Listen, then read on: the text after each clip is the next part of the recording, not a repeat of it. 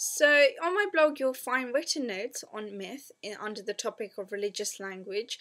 Now, all I'm going to do in this video is I'm going to talk you through those notes. Hopefully, it should be beneficial to you rather than just reading the notes, but if not, then feel free to not watch this video. So, what is a myth? So, this is where I want to start with. Myth is a story which is designed to resolve specific theological and philosophical problems, such as why are we here on earth, what happens after we die.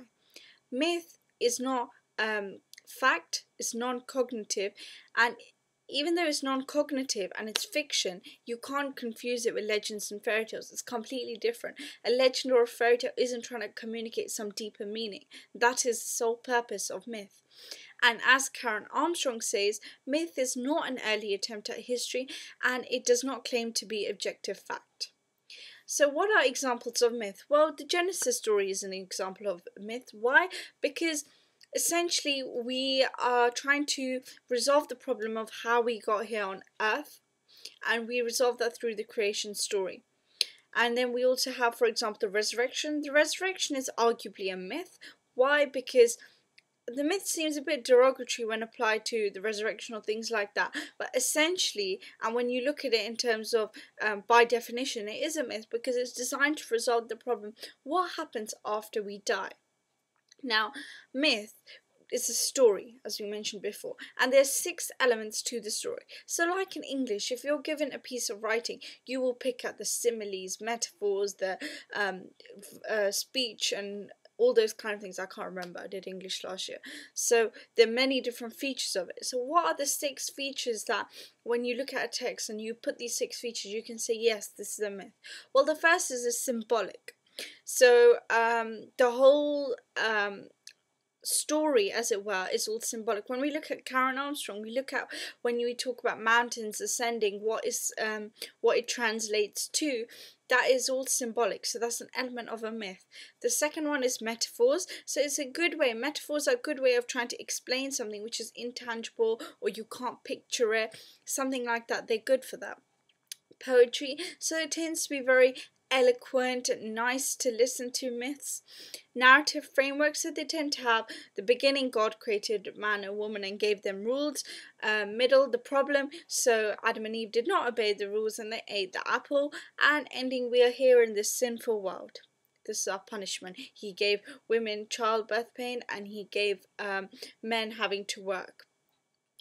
And then the 5th element is equivocal language. So what does equivocal language mean? As you would have seen in my other videos, what equivocal language essentially is saying is that when I say in a myth that God looked and saw everything he made and it was good, I can't remember the exact quotation, something like that. What good means there is not what good means when you and I discuss, or when I say this is good or this is not good. The word good has a completely, totally different meaning. And the last element, as Karen Armstrong has pointed out, it is non-cognitive. It is not an attempt at history. It is not fact. But remember, just because it's not fact, it is different to legends and fairy tales, because these are specifically trying to solve some kind of theological or philosophical problem. So let's go on to the first scholar I want to look at, which is Rudolph Bob Altman. So he understands a myth to be the use of imagery from the physical world to explain and communicate information about the metaphysical world. So similar, that's what he thinks myth is. And what he says is that when myth was written, when myth was created, it made sense in that day and age, but it does not make sense in our 21st century. Our minds cannot comprehend with myth. We are exposed to scientific discoveries, all kinds of education, things like that. Myth doesn't make sense. So what the key is to understanding these, understanding the Bible and other philosophical and theological teachings, is we need to demythologize myths. Now all that means is that if you get the creation story and you demythologize it, you take out all the supernatural, mythical elements to it, we are left with the fact that God created man and woman. We owe our existence to God. If we look at the resurrection story, and Rudolph Bob Altman is a consistent guy, so he does not suddenly say just because the Christianity is founded upon the resurrection that the resurrection is actually a literal event. He also argues that the resurrection is a symbolic event. So he's kept it consistent. So that's a really thumbs up for him, because a lot of scholars would say, oh, it's all liberal, the come to resurrection is literal, and it doesn't make sense. So what he says about the resurrection is simply you take out these supernatural events from it, and what you're left with is a fact that God will provide some sort of afterlife for us, and this is to do with some form of a resurrection, probably a symbolic one of our soul rising to God, where our soul will be judged.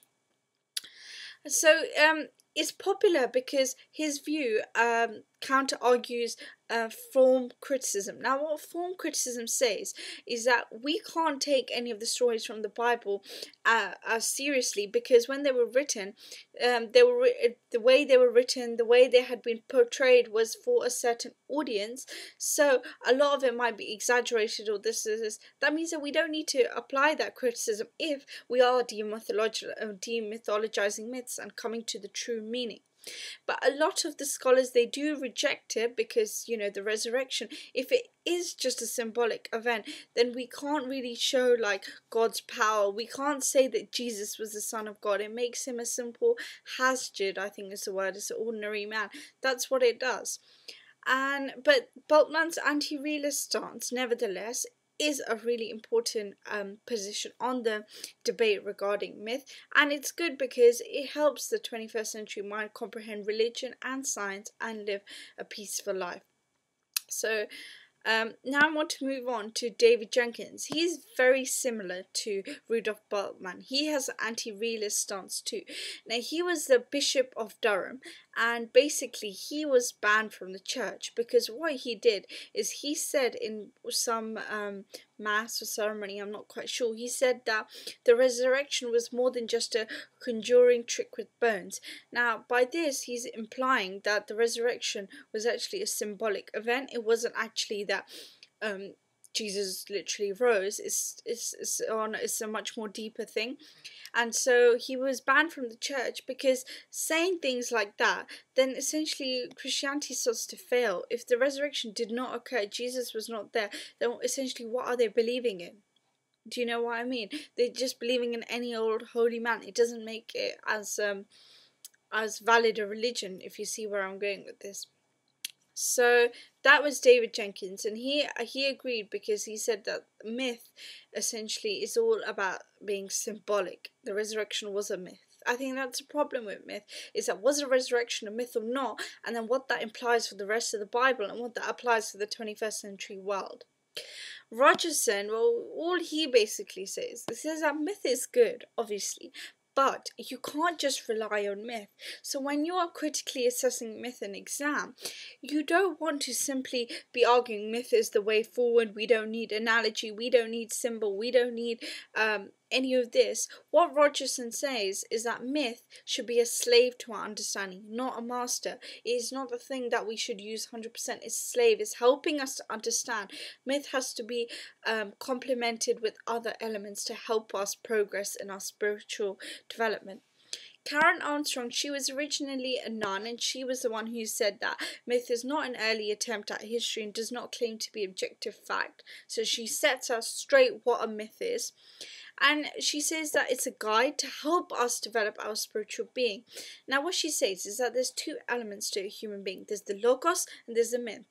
The logos is our rational scientific self, and myth is our supernatural spiritual sense. And we need both of these. In today's day and age, we don't have very much of myth. We have only logos. And this is as problematic as just having logos and not having myth. So what she said is that in the Stone Age, when a man used to go out to hunt an animal, what used to happen is loggers used to say, okay, we need to sharpen the spear, you need to kill the animal there, let it drain the blood, do this, do that. Logos helped the man actually make an animal into food. But what did myth do? Myth helped the person deal with the emotions, understand how this fits into the wider picture of life, and give a more fuller development of character. And what she says is that to understand myth, we can't just sit there and say, oh, well, you can't verify it. Oh, well, it can't be falsified. Oh, this. You can't do that, because she says to understand myth, you need ritual. One cannot be with the other, because trying to see myth without ritual is trying to read the lyrics of an opera without the music. It does not make sense.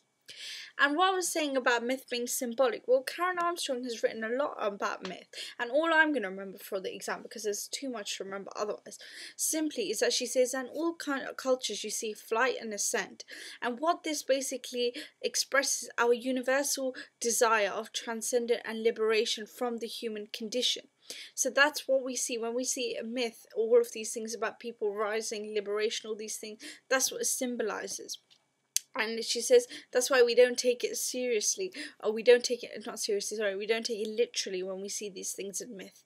But then, you know, the whole thing about Jesus, he ascended, you have to take it literally, otherwise it just does not make sense. Christianity does not make sense. Thank you for watching. Please visit my blog.